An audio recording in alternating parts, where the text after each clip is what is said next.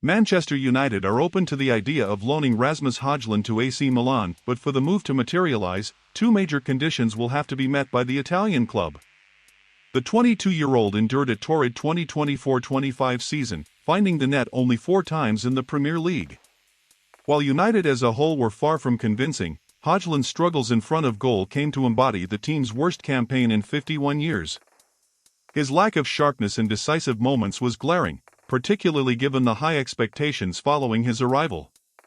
Although he was not among the 5 players omitted from new manager Ruben Amorim's preseason plans, Hojlund's departure would hardly be considered a shock inside Old Trafford. The imminent arrival of Benjamin Sesko, whose transfer is set to be finalized on Friday, further fuels the sense that the Danish striker may find himself surplus to requirements. The Slovenian forward is expected to compete directly for the starting role up front, inevitably putting additional pressure on Hojlund's place in the squad. In recent days, AC Milan have emerged as the leading contenders to sign Hojlund. While several Serie A sides have shown interest, the Rossoneri have made the most concrete approach so far. After failing to reach an agreement with Juventus for Dusan Vlahovic, with talks stalling over financial demands, Milan have identified Hojlund as their top striking target for the summer window. According to Italian journalist Gianluca Di Marzio, Manchester United and Milan have reached a preliminary understanding for a season-long loan with an option to buy.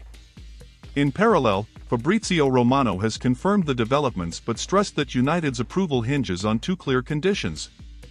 First, Milan must pay a significant loan fee, believed to be at least €5 million. This sum would help offset part of United's initial outlay on the player.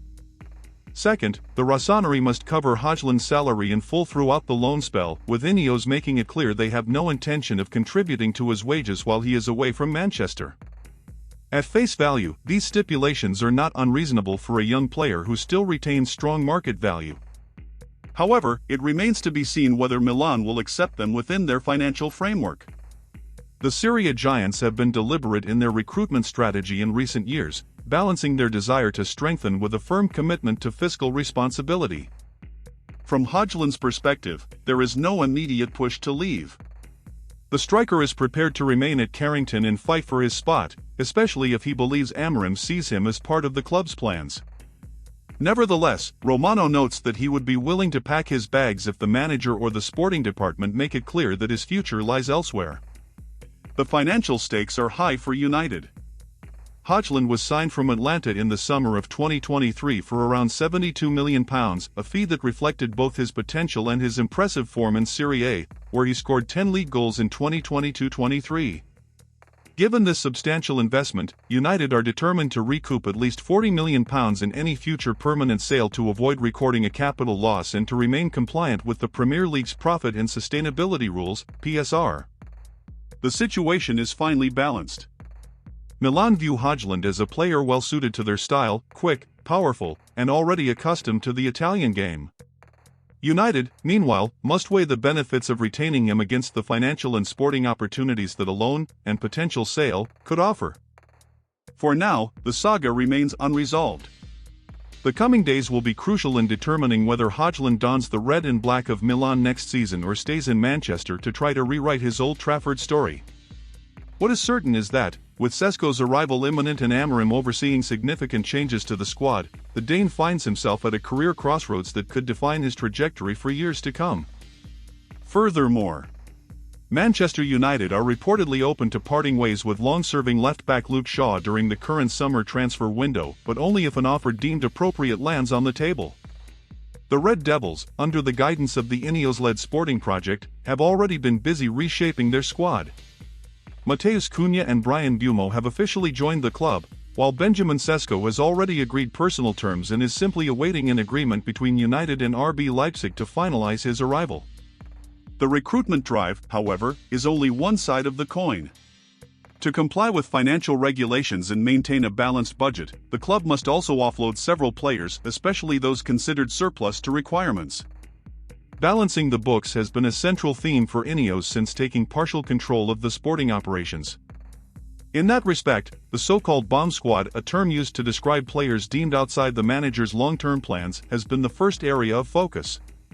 So far, only Marcus Rashford has officially departed, sealing a loan move to Barcelona in a deal that surprised many given his status as a homegrown star.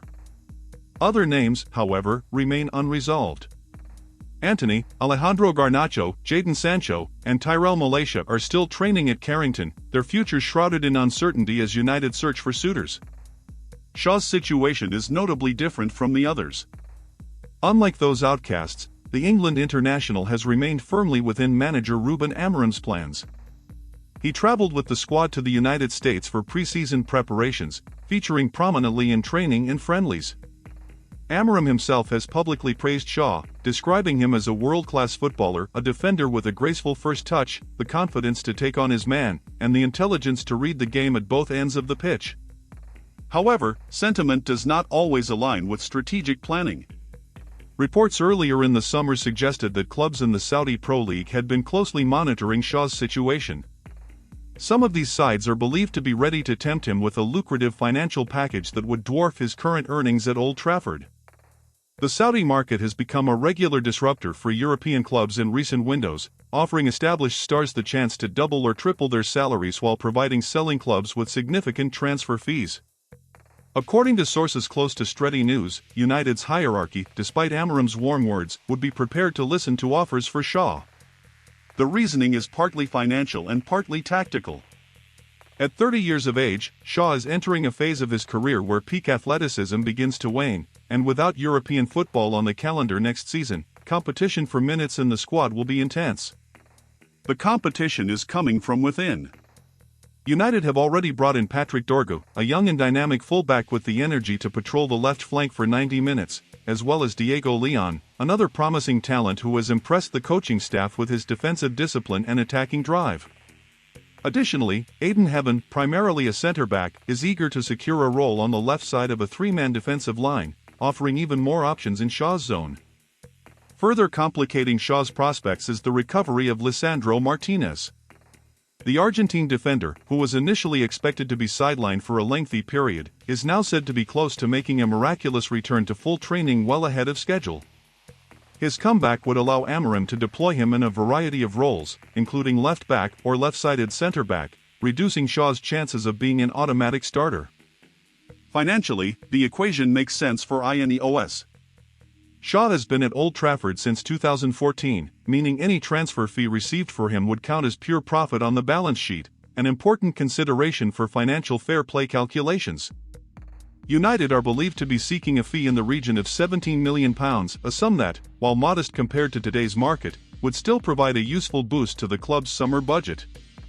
Given that Shaw joined United as a teenager in a then-record deal for a defender, the club would see his departure not as a failure but as the end of a long and largely successful chapter. It is worth noting, however, that neither Amorim nor the club's management intend to push Shaw out the door.